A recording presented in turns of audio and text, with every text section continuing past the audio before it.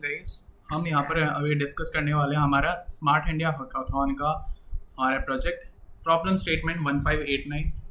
हमारे है ना टॉपिक है स्टूडेंट इनोवेशन, जिसके अंदर डिस्क्रिप्शन दे रखा है कि हमें एक बेसिकली ऐसा स्टोरेज प्लेटफॉर्म बनाना है जिसमें एनएफटी और क्रिप्टो करेंसी का इस्तेमाल हो और that will radically change the society.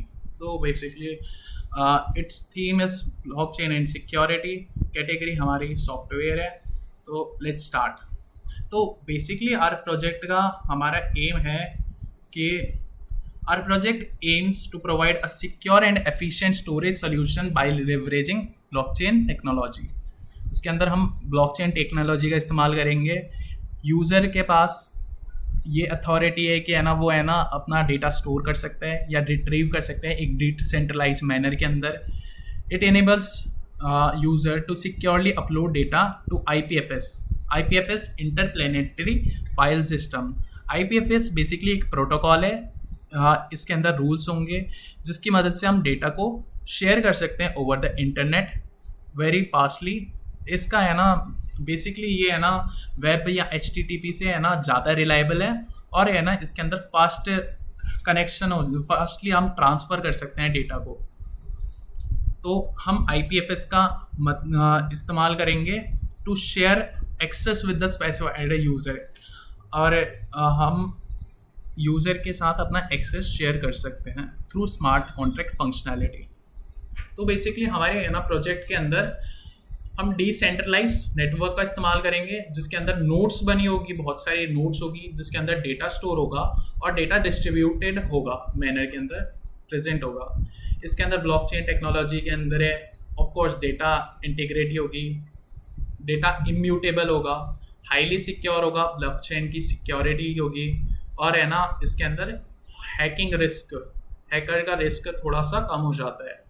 Data है ना अलग अलग नोड्स के अंदर है ना प्रेजेंट होगा, मल्टीपल नोड्स के अंदर होगा और अपने जो भी यूज़र है उसके पास ये अथॉरिटी होगी कि वो किस इंसान को एक्सेस शेयर करना चाहता है।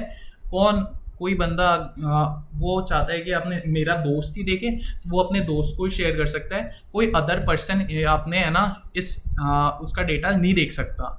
बेसिकली अभी एट प्रेजेंट टाइम हमारे पास जितने भी ऐप्स प्रेजेंट है जैसे कि गूगल ड्राइव हो गया, उसके अंदर क्या होता है कि है ना जो भी डेटा स्टोर होता है वो हमारे गूगल के पास जाता है। अदर पार्टीज, अदर ऐप्स हमारे डेटा को है ना रिट्रीव कर लेते हैं। It is an continuous surveillance. आपका डेटा किसी अदर पर्सन के कंटिन्यूस सर्वेलेंस के अंदर है। इस ऐप की मदद से हम अपने डेटा को अपने पास, हमारे पास प्राइवेसी होगी कि डिसेंट्रलाइज्ड है, हर पर्सन के पास है, मतलब वो जिसको चाहता है वो ही देख सकता है, उसके अलावा कोई नहीं देख सकते उस डेटा को। तो ऐसे प्लेटफॉर्म को हम बनाने वाले हैं by using blockchain technology as well as DDL, distributed ledger technology. तो लेट्स जस्ट स्टार्ट, आगे की बात करते हैं हम। तो हमारे प्रोजेक्ट के अंदर जो ये तो मैंने आपको बता दिया प्रपोज सॉल्यूशन कि हम क्या बनाने वाले हैं। हमारे प्रोजेक्ट के की कंपोनेंट्स हैं, ये डिसेंट्रलाइज स्टोरेज होगा, इसके अंदर जो भी डिजिटल डेटा होगा वो डिसेंट्रलाइज फॉर्म के अंदर मतलब स्टोर होगा हमारे API के अंदर। बेसिकली हम इसके अंदर पिनाटा API का इस्तेमाल करने वाले हैं जो एक थर्ड पार्टी ऐप है जो हमारा डेटा स्टोर करके रखेगी। स्मार्ट कॉन्ट्रैक्ट हम डिप्लॉय करेंगे जो सॉलिडिटी के अंदर, इथेरियम ब्लॉकचेन के अंदर, जो है ना हमारे एज अ फंक्शन काम करेंगे और है ना हमारी फंक्शनैलिटी जितने भी है ना यूज़र का एक्सेस हो गया या यूज़र का है ना अपने इमेजेस को या है ना फाइल्स को अपलोड करना चाहता है, वीडियो अपलोड करना चाहता है, उसको डिस्प्ले कराना चाहता है, उसको डाउनलोड करना चाहता है या अपने एक्सेस को शेयर करना चाहता है, वो सारी चीज़ें हम as a function smart contract के अंदर बनाएंगे। एक्सेस कंट्रोल वही है कि है ना आप अपना किसको एक्सेस ग्रांट करना चाहते हो एज वेल एज उसका एक्सेस रिवोक करना चाहते हो, या एक्सेस कंट्रोल के है ना अंदर आएगा फ्रंट एंड इंटरफेस। बेसिकली हमारा फ्रंट एंड इंटरफेस होगा वो बनेगा रिएक्ट के अंदर। बेसिकली रिएक्ट इसलिए क्योंकि इसके अंदर ये बनाना बहुत आसान है, बहुत इफेक्टिव है, यूज़र इंटरफेस बहुत अच्छा बनता है इसलिए। तो इसके अंदर हमारे है ना जो भी डिस्प्ले होगा बाहर का स्टेटस सेवर होगा वो हमारा रिएक्ट कंपोनेंट से बनाएंगे। तो प्रॉब्लम स्टेटमेंट के अंदर जैसे कि हम आप सभी ने देखा जो ट्रेडिशनल स्टोरेज ऐप थे जैसे गूगल ड्राइव है उसके बहुत सारी लिमिटेशन है। एक तो सेंट्रलाइज स्टोरेज है, मतलब जितना भी डेटा है उस पर्टिकुलर एक सर्वर के ऊपर जा रहा है, आपका डेटा किसी और के पास जा रहा है। इसके अंदर लैक ऑफ ट्रांसपेरेंसी है और सिक्योरिटी रिस्क भी प्रेजेंट है। अब हम इस प्रॉब्लम को कैसे एड्रेस करने वाले हैं वो मैंने आपको बता ही चुका हूँ। इस प्रोजेक्ट की यूनिकनेस ये है कि है ना ये डिसेंट्रलाइज्ड है, ब्लॉकचेन का एक्सेस कंट्रोल होगा, यूजर के पास खुद है ना एक्सेस कंट्रोल है ना इसका फंक्शन होगा कि है ना वो किसको एक्सेस देना चाहता है। कॉस्ट बहुत कम रहेगी और एंड टू एंड एन्क्रिप्शन भी प्रेजेंट रहेगा इसके अंदर। तो बेसिकली हम बात करते हैं हमारे है ना जो टेक्नोलॉजी हमने यूज़ कर रखी है सच एज सॉलिडिटी के अंदर हम स्मार्ट कॉन्ट्रैक्ट लिखने वाले हैं, और रिएक्ट के अंदर हम अपना फ्रंट एंड IPFS एक डिसेंट्रलाइज प्रोटोकॉल है जिसकी वजह से हम है ना अपनी वो डेटा को स्टोर करवाएंगे। इथेरियम ब्लॉकचेन क्या हो गया, एक project utilizes the Ethereum blockchain to deploy smart contract and ownership management. Ethereum blockchain की मदद से हम अपने है ना स्मार्ट कॉन्ट्रैक्ट डिप्लॉय कराएंगे एज वेल एज ओनरशिप का मैनेजमेंट उसके अंदर होगा। जावास्क्रिप्ट इज जो हम फ्रंट एंड और बैक एंड के लिए हम बैक एंड के लिए Node.js का इस्तेमाल करेंगे, फ्रंट एंड के लिए हम जावास्क्रिप्ट का इस्तेमाल करेंगे। तो बेसिकली ये फ्लो चार्ट रह गया, हम इसके बारे में डिस्कशन करेंगे अभी। तो let's get started, back to the point.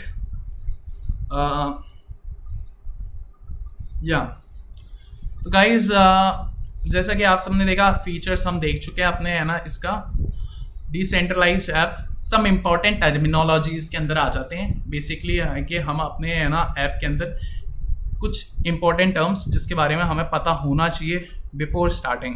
Piñata क्या है, हमारा पिनाटा एक गेटवे है IPFS के लिए। इसके अंदर जो भी फाइल अपलोड है अपलोड और मैनेजमेंट का काम होता है। जेसन हमारा मेटा डेटा प्रोवाइड करता है पिनाटा का। IPFS क्या है, peer to peer file system that seeks to connect all computing devices at the same time पे है ना। IPFS बहुत सारे है ना सिस्टम को कनेक्ट करने के काम आता है। बेसिकली एक प्रोटोकॉल है, हमारे फाइल है ना फाइल स्टोर और शेयर के लिए है ना एक बेसिक सेट ऑफ रूल्स है। IPFS interplanetary file system. Ethers JS basically हमारी लाइब्रेरी है इथेरियम ब्लॉकचेन के लिए। ये है ना क्या हमें है ना प्रोवाइड कराएगी consistent interface for Ethereum nodes के लिए है ना हमारे इंटरफेस प्रोवाइड कराएगी। Allows creation of Web3 application. Web3 application basically हम इथेरियम प्रोवाइडर का है ना इस्तेमाल करेंगे ताकि हम मेटामास्क से कनेक्ट कर पाएँ। इथेरियम प्रोवाइडर हमें है ना बहुत सारी लाइब्रेरी ताकि हम स्मार्ट कॉन्ट्रैक्ट से है ना कनेक्ट कर सकें उसको, और अपने है ना फंक्शनैलिटी है ना के काम में आएगी हमारी ईथरजेएस। अपलोडिंग इमेजेस, हम है ना जितने भी इमेजेस जैसे अपलोड करेंगे किसी भी IPFS के अंदर, हम जैसे एक है ना इमेज या कोई भी फाइल को IPFS के अंदर अपलोड करते हैं तो वो एक हैश प्रोवाइड करता है, एक इमेज हैश प्रोवाइड करता है। ये इमेज हैश यूनिक होता है, हर एक फाइल का एक यूनिक इमेज हैश होता है जो इम्यूटेबल होता है। इसके अंदर ट्रांसपेरेंसी होती है, मतलब आपने अगर एक ही इमेज को 2 बार है ना स्टोर करा दिया तो ये नहीं बोलेगा कि आपका ऐप के है ना नहीं आप नहीं कर सकते, पहले से ये है ना प्रेजेंट है, बल्कि हर एक डुप्लीकेट इमेज के लिए भी ये है ना डिस्टिंक्ट हैश प्रोवाइड करेगा जो आप डेटा स्टोर कर सको, ताकि आप अपना डेटा स्टोर कर सको। तो इमेज हैश, अब इमेज हैश जब भी आप IPFS के अंदर बना रहे हो तो ये 2 चीज़ देता है, एक इमेज हैश फाइल का हैश प्रोवाइड करता है और CID रिटर्न करता है। कंटेंट आइडेंटिफायर हुआ, कंटेंट आइडेंटिफायर क्या होता है, जैसे कि हम है ना किसी भी डेटा को रिट्रीव करना चाहते हैं, इस बार हम अपनी फाइल को वापस लेना चाहते हैं, तो फाइल कैसे पता चले कि हमें कौन सी फाइल को है ना लाना है। तो कंटेंट आइडेंटिफायर का काम क्या होता है, ये कंटेंट आइडेंटिफायर की हेल्प से हम अपने डेटा को रिट्रीव करेंगे। तो ये 2 चीज़ें IPFS प्रोवाइड करेगा हमें, एक हो गया हैश और एक हो गया CID कंटेंट आइडेंटिफायर। तो generating image hash and CID हम देख ही चुके हैं, आप देख सकते हैं। And then interacting with Pinata API। Pinata API basically एक है ना simple easy to use API है, जिसका हमारे जो बेसिकली एक है ना स्टोरेज की तरह काम करेगा, जहाँ पर हमारे डेटा हमारा है ना फाइल्स स्टोर होगी, हम उसको रिट्रीव करेंगे, फाइल का मैनेजमेंट होगा, वो हमारा पिनाटा API के अंदर होने वाला है। रिट्रीविंग फाइल्स, हम है ना फाइल को रिट्रीव करेंगे। डिस्प्ले कंपोनेंट, हमने है ना बेसिकली अपने ऐप के अंदर 3 कंपोनेंट बना रखे हैं। एक फाइल अपलोड कंपोनेंट है, एक डिस्प्ले कंपोनेंट है, एक तीसरा कंपोनेंट है मोडाल कंपोनेंट, वो मैं आपको अभी शो करने वाला हूँ बेसिकली इस प्रोजेक्ट के अंदर। Then there are many functionality with MetaMask. MetaMask के अंदर जितना भी है ना ऑथेंटिकेशन होगा किसी भी यूजर का, कि है ना कैसे ऑथेंटिकेट करे कि ये यूज़र है कि नहीं है, कोई दूसरा इंसान क्या है, वो ऑथेंटिकेशन हमारा मेटामास्क प्रोवाइड करेगा। किसी भी यूज़र का ऑथेंटिकेशन हमारा मेटामास्क के थ्रू होगा। फिर है ना उसका जो अकाउंट मेटामास्क है से हम उसका अकाउंट एड्रेस फैच करेंगे, जो हमारा स्मार्ट कॉन्ट्रैक्ट के अंदर अगेन इंस्टेंस बन के जाएगा। स्मार्ट कॉन्ट्रैक्ट से जो इंस्टेंस बनेगा, फिर उसका है ना अपना है ना एक खुद का पैनल खुलेगा, जिसके थ्रू वो इमेज अपलोड भी कर सकता है, एज वेल एज अपना है ना यूजर एक्सेस शेयर भी कर सकता है किसी अदर पर्सन को। तो इसके अंदर फंक्शनैलिटी होगी Pinata network and other functionalities. Let's just go to that या DFD समथिंग, थोड़ा सा है ना जस्ट समझने के लिए कि चल क्या रहा है, हमारा होने क्या वाला है। तो बेसिकली ये हमारा छोटा सा एक स्मॉल पार्ट ऑफ DFD है, कुछ ज़्यादा ऐसा जस्ट डिफाइंड ही नहीं है। इसके अंदर बेसिकली हमारा एक यूज़र है, यूज़र रिक्वेस्ट करेगा वॉलेट के है ना, वॉलेट के अंदर वॉलेट कनेक्ट करने के लिए अपना। अगर उसका कनेक्टेड नहीं है, वो डायरेक्ट है ना बोलता है कि है ना मेरे को डेटा चाहिए, तो एक है ना ऊपर से है ना पॉपअप अपीयर होगा जिसमें लिखा होगा कि आपका अकाउंट वॉलेट कनेक्टेड ही नहीं है, तो आप डिस्प्ले नहीं करा सकते अपना डेटा। तो पहले आप अपना वॉलेट कनेक्ट करो। तो ये काम होगा हमारे रिएक्ट ऐप के अंदर, वो मैं अभी कुछ देर में आपको दिखाने वाला। रिएक्ट ऐप रिक्वेस्ट सेंड करेगा, मतलब रिक्वेस्ट है ना करेगा कनेक्ट वॉलेट कनेक्ट करने के लिए। ये होगा हमारा इथेरियम प्रोवाइडर, ethers.browser प्रोवाइडर। यहाँ से ये है ना रिक्वेस्ट करेगा मेटामास्क को कि है ना आप एक्सेस रिक्वेस्ट करेगा, वहां पर आप अपना पासवर्ड डालोगे। Once you will enter your password, your account get connected, the MetaMask will return the account address that will come as a state variable to your app, and this state variable will go in contract as a contract instance, will create an instance for the user. Once your instance get created, you can use the app, you can upload the file in the app, you can handle the file, you can display your files, you can share access, you can even download your files too. there is no specification that आप कोई file choose कर सकते हो, आप कोई image choose कर सकते हो, आप अपना वीडियो ऑडियो जो भी आप शेयर करना चाहते हो वो कर सकते हो। एज अ फ्यूचर स्कोप हम सोच रहे हैं आप अपना टेक्स्ट भी आप है ना इसके अंदर अपलोड कर पाओ। तो let's just get started. Let me show the app to you, so आप थोड़ा सा देख पाओ कि है ना चल क्या रहा है हमारे ऐप के अंदर। सबसे पहले हम अपने ऐप को NPA hard hat node, basically हमारा है ना ऐप हार्ड हैट के अंदर बना है। ये हार्ड हैट आपके है ना एज अ लाइब्रेरी काम करेगा, ताकि आप ईथर्स को भी है ना कनेक्ट कर सको, मेटामास्क को भी कनेक्ट कर सको। NPX हार्ड हैट नोड हमारी बहुत सारी इसके अंदर डमी अकाउंट्स बनेंगे, जिसके अंदर है ना हमें अकाउंट्स दे रखे होंगे, कई सारे अकाउंट्स दे रखे होंगे। ये सारे अकाउंट डमी अकाउंट्स हैं, इनकी खुद की प्राइवेट कीज़ है, और हर डमी अकाउंट में 10,000 ईथर्स आएंगे। It's total dummy one. Let's get started with another one that NPX hard hat scripts के अंदर हमने क्या कर रखा है, स्क्रिप्ट्स के अंदर हमने मेटामास्क को कनेक्ट कर रखा है, मेटामास्क कनेक्ट करने के लिए इसको है ना हमें डिप्लॉय करना पड़ेगा स्क्रिप्ट्स को, ताकि है ना हमारा स्मार्ट कॉन्ट्रैक्ट मेटामास्क के साथ है ना कनेक्ट हो सके, यूज़र का इंफॉर्मेशन पास हो सके। इसको हम लोकल होस्ट के अंदर अभी चलाएंगे, नेटवर्क लोकल होस्ट के अंदर हम चलाने वाले। बेसिकली इसके अंदर क्या होगा, हमारे पास जो भी ओके नाइस, तो वेल ये क्या बोल रहा है कि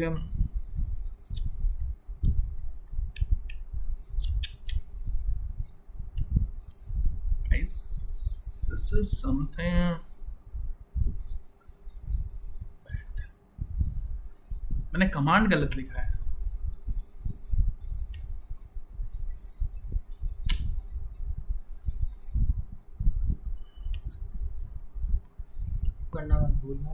Guys, I'm so sorry. There was a little error in the command. I've tried that npx hard hat run, हमें रन तो कराना पड़ेगा ताकि वो काम तो करे स्क्रिप्ट्स। तो अब चलेगा हमारा scripts/deploy.js network local hosts। तो बेसिकली आप जैसा कि देख सकते हैं हमारा है ना जो लाइब्रेरी है वो डिप्लॉय हो चुकी है इस एड्रेस पे। हमारी लाइब्रेरी अब है ना डिप्लॉय हो चुकी है। अब हम अपने जो क्लाइंट साइड है उसको हम स्टार्ट कर सकते हैं। हमारा है ना बेसिकली यूजर इंटरफेस चालू कर सकते हैं, client cd client, and then we're gonna start the application by giving a command called npm start, and here the React scripts are working and our app is going to start, and here is our app. The app basically जैसा आप देख सकते हैं कि है ना आपने app start होते ही मेटामास्क पॉपअप हो रहा है। जैसा कि मैंने आपको बताया था यहाँ पर कि वंस दैट यहाँ पर मैंने आपको बताया था कि जैसे यूजर ऐप को इस्तेमाल करेगा तो आपका रिएक्ट कंपोनेंट रिक्वेस्ट करने वाला है इथीरियम प्रोवाइडर को जो मेटामास्क से कनेक्ट होगा। मेटामास्क के अंदर ऑथेंटिकेशन होगा, तो उसी ऑथेंटिकेशन के लिए ये पॉपअप आया था मेटामास्क का। और सिंस मैंने अभी करा नहीं उसको तो फिर वो अभी क्लोज हो चुका है। तो let's get started. The thing is that मैंने आपको जैसे कि बताया कि आपने अगर अकाउंट नहीं डाला, आप डायरेक्ट गेट डेटा पे क्लिक करते हो तो यहाँ पर लोकल होस्ट एक एरर प्रोवाइड कर रहा है कि आपका है ना display can't read the properties of null.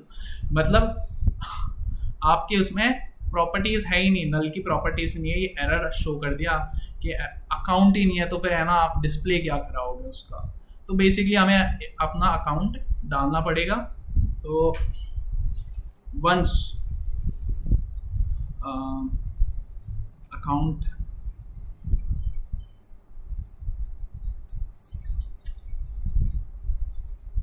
On होने में टाइम लगा रहे हैं, nice, you have to wait for little time.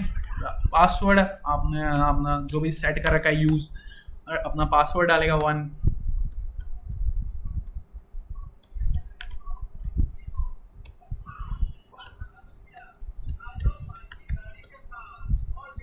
And the magic. तो जो भी यूजर है उसका एक अकाउंट एड्रेस आ चुका। ये account address as a instance हमारे कहाँ पर गया है, हमारे कोड के अंदर जो हमने स्मार्ट कॉन्ट्रैक्ट्स बनाए हैं उसके अंदर गया है। कॉन्ट्रैक्ट्स जैसे कि हमने upload.sol के अंदर कॉन्ट्रैक्ट बना रखे हैं, तो ये सॉलिडिटी के इस वर्जन के अंदर बनाया गया है। हमारा है ना ये स्ट्रक्ट एड्रेस, ये है ना हमारा एक स्ट्रक्चर है। इसके अंदर बेसिकली हमने मैपिंग करा रखी है स्ट्रिंग की। एड्रेस जितने भी जो भी अकाउंट एड्रेस है वो एज ए स्ट्रिंग वैल्यू है ना हमारे है ना स्टोर होंगे। मैपिंग इसके अंदर ये इसका मतलब ये है कि जो एक्सेस होती है, आप जिसको भी है ना मतलब अपने है ना यहाँ पर जैसे कि आप देख सकते हैं, once I am giving share, you can share the access to another person by simply giving account address. Here you will type the account address of that person, and once you will click on the share, the access to that person will be shared. That this means that वो बंदा आपकी files को देख सकता है, उसके पास access आ चुका है, और यहाँ पर उस बंदे की है ना वो जितने भी बंदे हैं ना जिनको एक्सेस मिल चुका है वो यहाँ पर शो होंगे। तो सिंस जिन भी बंदों को एक्सेस मिल चुका है, तो इस स्ट्रिंग का काम क्या है कि ये मैपिंग ये बताएगा कि है ना किस किस बंदे का ये ओनरशिप है कि आपकी फाइल को वो देख पाए। ये बेसिकली एक बूलियन वैल्यू को रिटर्न करेगा। बूलियन वैल्यू का मतलब होता है या ट्रू या फॉल्स वैल्यू रिटर्न करने वाला है। हाँ, तो ये दूसरी है ना यहाँ पर एक्सेस लिस्ट आएगी। ये मैपिंग है एक्सेस लिस्ट की। तो जैसे कि यहाँ आप देख सकते हैं पीपल विद एक्सेस, यहाँ पर लिस्ट ऑफ द पीपल आएगी विद एक्सेस कि है ना कौन कौन आपका शेयर कर चुका है। तो उसकी मैपिंग के लिए ना, उसके डेटा की मैपिंग के लिए हमने वहाँ पर एक मैपिंग स्टेट कर रखी है। And then at last this is the mapping of the previous data, that the boolean value of the previous access, जिस भी आपने है ना पर्सन को एक्सेस दे रखा है उसकी मैपिंग है यहाँ पर।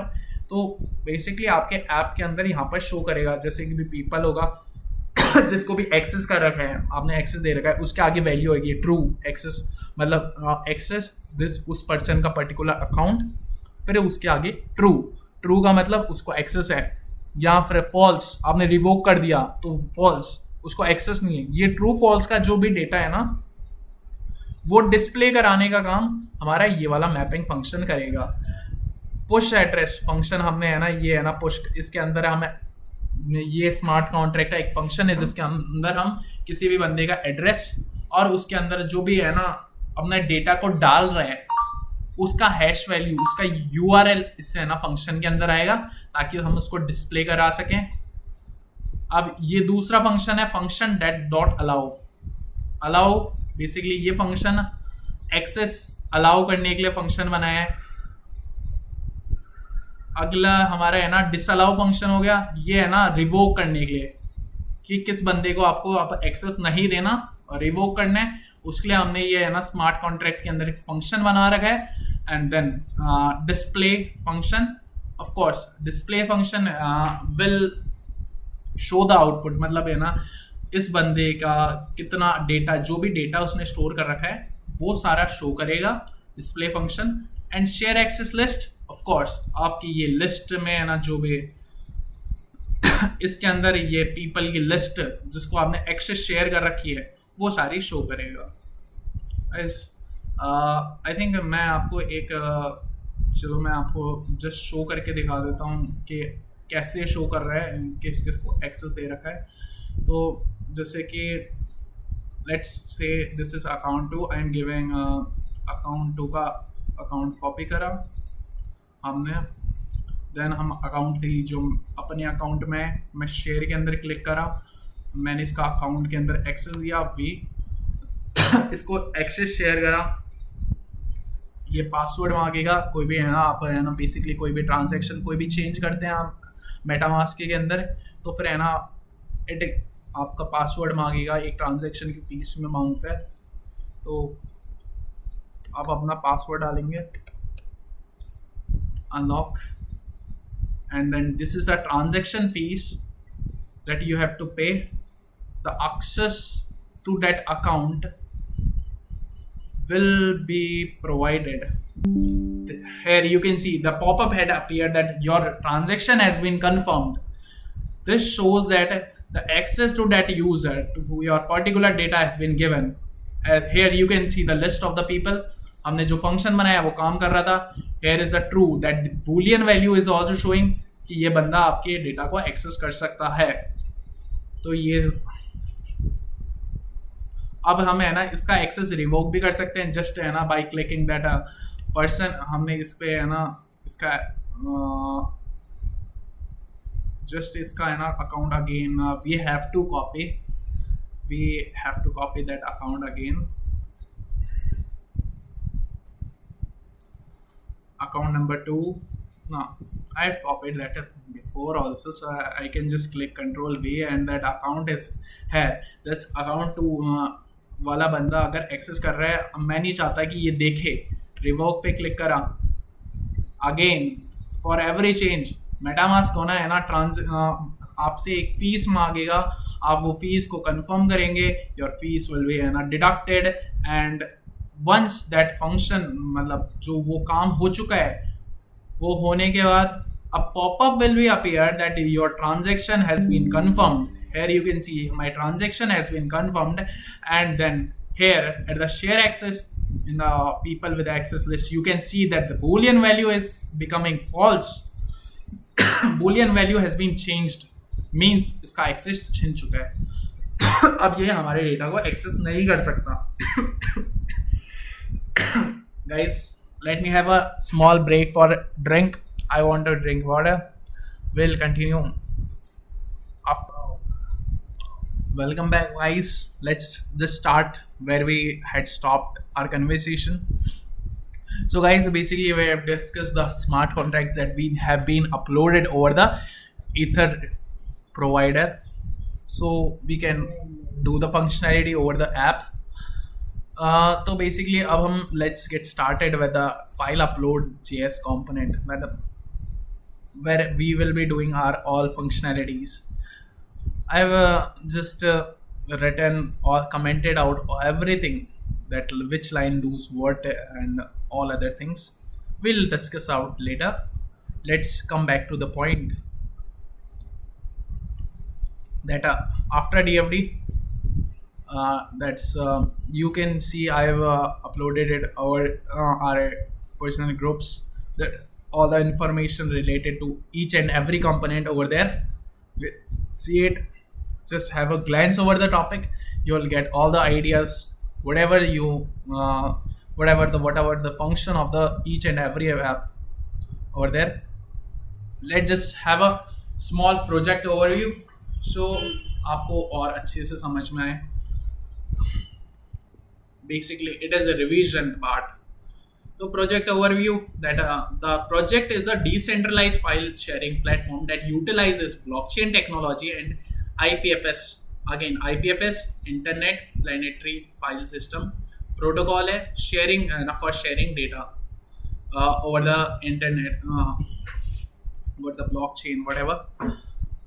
The platform allows user to upload file, to share files in a decentralized manner. हमारा platform अपलोड करेगा फाइल को, स्टोर करेगा, शेयर करेगा डिसेंट्रलाइज मैनर के अंदर इन DDL, distributed ledger technology, creating image hash as well as CID, content identifier, for each and every file distinctly, so that we can retrieve it safely, as well as we can share the access to each and every person without any fear of continuous surveillance and the censorship of any other individual. So it is, the files are tamper-proof, secure and accessible. The data is immutable. The project consists of several components. There are going to be many components, but we are discuss a few here because we have very little time over there for a presentation. The first component is of course for front end. As you have all seen that the front end, it is made up of React. Here that all the functions such as display, the user interaction will be done over here. User gonna upload their file. He can choose the file from here, upload any files. You can upload any of the files from here, images. Let's say he can select any images. He can upload that file. Once uploaded, it will show that your file has been uploaded, your transaction has been done. Either he can choose his audio and video as well. He can choose that if we have chosen that audio or video, that file name gonna be displayed over here. And then once it's done, then I have told you that after every changes you have been done in that blockchain, it gonna be asking a transaction fees over there for doing that particular transaction. And after that, a pop-up will come that your transaction has been completed. After that, you can get the data, that you can see whatever the data you have uploaded our platform. Even you can see it in the platform only. अगर आप अपने platform सिर्फ इस platform में देखना चाहते हो, आप इसी प्लेटफॉर्म में देखना चाहते हो, आप नहीं चाहते कि आपके वो है ना आपके है ना लोकल डिवाइस में वो स्टोर हो, तो आप यहाँ पर भी उसको देख सकते हो, इमेजेस को अपने है ना वीडियो ऑडियो चला सकते हो। एक प्राइवेट सेफ की तरह काम करेगा, आपके है ना घर के सेफ की तरह, जिसमें तिजोरी की तरह, जिसमें आप अपना प्राइवेट डेटा रख सकते हो, अपने प्राइवेट पासवर्ड रख सकते हो, वो सब इसके अंदर स्टोर रहेंगे। एज वेल एज अगर आप डाउनलोड करना चाहते हो तो आप उसको डाउनलोड भी कर सकते हो डेटा। तो that's the thing. Let's get back the topic that we will be seeing our PPT. The technologies we have used for the front end part are HTML, CSS, and React.js. For smart contract, we have developed the smart contract in Solidity. We have used Web3 provided Ethereum and MetaMask for doing our all transaction, connecting with the web blockchain services, and our backend is done completely over Node.js. Here is our diagram for DFD for our project. That here is the user interface, that is React part. The user interface can have authentication from the MetaMask. If he's not authenticated, then he cannot access the data. After doing authentication, the user can upload file. He can either create account, either he can switch accounts over a single app. After uploading file, the data will be stored over the IPFS. After storing the data over the IPFS in a file sharing platform such as Pinata API in case of our app, and it will be stored in a blockchain. He can retrieve the file, the get data component. The data will be displayed over the screen. He can download it too. He can download that file, and that downloaded file will be get stored automatically in the local devices too. He can share the access to the file also. And let's come back to the point where the backend is completely done over Node.js. As you can see, file upload component API handles the file and front end and all. Let's the blockchain component is built using blockchain platforms such as Ethereum. In our case, you can see Ethereum is providing that a blockchain component. It is completely transparent, store files, metadata, etc.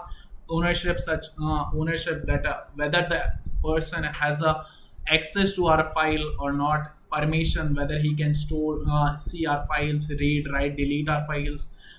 No, file will never get deleted over there because they are immutable. File hashes will be there. IPFS will provide distinct file hashes to each and every file, so we can retrieve any file distinctly. IPFS, another protocol over there, protocol to store the data. And how it gonna work, I've told you numerous of time that there will be user authentication. After he can upload the file will contain unique hashes. File will have a metadata, permissions. The person who have permission to access the particular account can only see that data, and another one cannot see that data. The platform provides several benefits, including such as security. Files are secure. Files are totally encrypted, stored in decentralized manner, and ensuring that it is secure as well as tamper-proof. Transparency will be there. Transparent record of the files will be there. There will be an particular records of transaction in your hand, whatever you have done. This accessibility, the data is accessible to only the ones whom you want to share that data.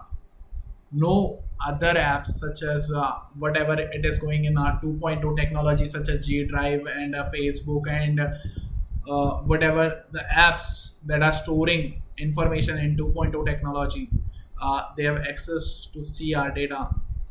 It is not done over here. The platform is scalable and can handle a large number of user and file. React frontend is built using a React folder. Interface के लिए हमने JavaScript का इस्तेमाल करा है and challenges, yeah, we are going to be discussing the challenges over our ppt. Let's have a quick go through that code what we have written over here.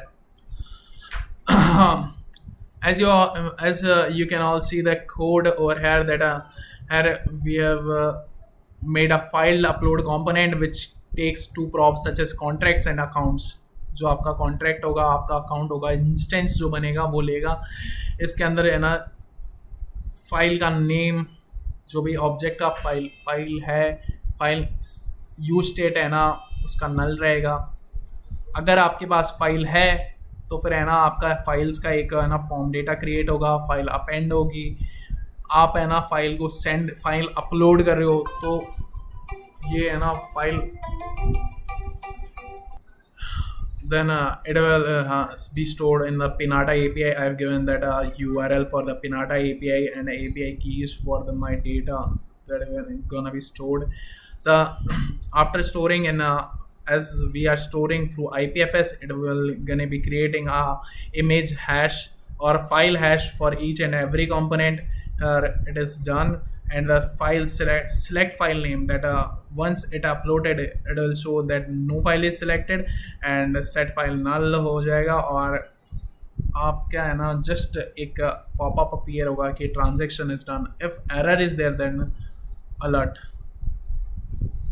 nothing. And let's we will discuss out the code after some time later when there will be presentation over there. Let's just come back to that PPT over there.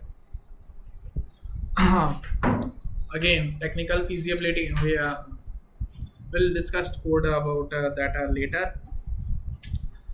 The technical feasibility, again, it is blockchain technology. The use of Ethereum will be there, a smart contract over there. Decentralized storage होगा, front end interface and API integration will be there. Adoption, इसका है ना potential risk है इसके adoption का है ना, क्योंकि है ना ज़्यादातर लोग ब्लॉकचेन टेक्नोलॉजी के बारे में जानते नहीं है, तो फिर ऑफ कोर्स इसका एडॉप्शन होना पोटेंशियल रिस्क है. डिसेंट्रलाइज स्टोरेज है सॉल्यूशन, थोड़ा सा है ना ये थोड़ा सा स्लोअर है, इसके लिए है ना ये भी एक पोटेंशियल रिस्क है. IPFS का इंटीग्रेशन करना चैलेंजिंग है, जो बेसिकली हमने कर चुके हैं इसके अंदर, वो हम चैलेंजेस को ओवरकम कर चुके हैं. इसका मिटिगेशन मतलब पोटेंशियल रिस्क को हम ओवरकम कैसे करेंगे? ऑफ कोर्स एडॉप्शन और डिसेंट्रलाइज स्टोरेज का है ना ये स्लो रेट पे होना, ये गवर्नमेंट करेगी, हम नहीं करेंगे. Government should have to build a robust marketing strategy for adoption of this platform if they like that, and scalability, and of course they have to improve performance and reduce latency. Yeah, we have to work over that. And again, as you can see that established libraries and framework. Library हमने EtherJS का इस्तेमाल कर रखा है, framework का है ना हमने है ना उसमें रिएक्ट का इस्तेमाल कर रखा है, plus Ethereum provider Ethereum blockchain Ethereum का कर रखा है. तो हमने इंटीग्रेशन तो IPFS के अंदर हम ओवरकम कर चुके हैं ऑलरेडी. तो ये हमारा हो गया। And the potential target audience, potential impact क्या होगा हमारे, है ना, हमारी जनता जनार्दन के पास, है ना, क्या मिलने वाला है इसके बाद। उनको एक सिक्योरिटी मिलेगी, ट्रांसपेरेंसी मिलेगी, इम्प्रूव्ड डेटा ओनरशिप, अपना डेटा अपने पास रहेगा, किसी और के पास नहीं जाएगा, इसकी ओनरशिप मिलेगी, as well as this is very cost effective. The social benefit that they will get, cost effective basically आप देख सकते हैं कि ना, you have only 5 GB data of storage over that 2.0 technology, but here you can store as much as data in blockchain. There is no limit, you can touch the sky over here. Cost, very cost efficient, at a very relatively low cost. Benefits, cost saving, of course this will create a job over here. Of course you will get a job in this platform after developing such a platform, improve data integrity and increase accessibility too. Here is the research and references that we have conducted over the time for development of our app, as well as our this whole PPT too. And this is whole what our PPT consists of. So let's discuss about the code later, when after that first round. And let's come back to that slide. Smart contract, I've shown you that what smart contract do. It is written in Solidity programming language, used for creating smart contract on Ethereum blockchain. The contract is named as upload.js, हमने, है ना, upload.js के नाम से, है ना, इसको बना रखा है। इसके अंदर ये सारी चीज़ें हैं, इसके अंदर ये सारे, है ना, फंक्शंस हैं, फंक्शनैलिटी है, और इन फंक्शनैलिटी का टोटल डिस्क्रिप्शन मैंने ग्रुप के अंदर सेंड कर रखा है, आप उसको एक बार देख सकते हैं वापस से। And of course starting speech, अगर आपको आइडिया चाहिए तो I will be sending you that part later. तो अभी के लिए thank you so much, I hope you will see it. Thank you so much, bye bye, take care.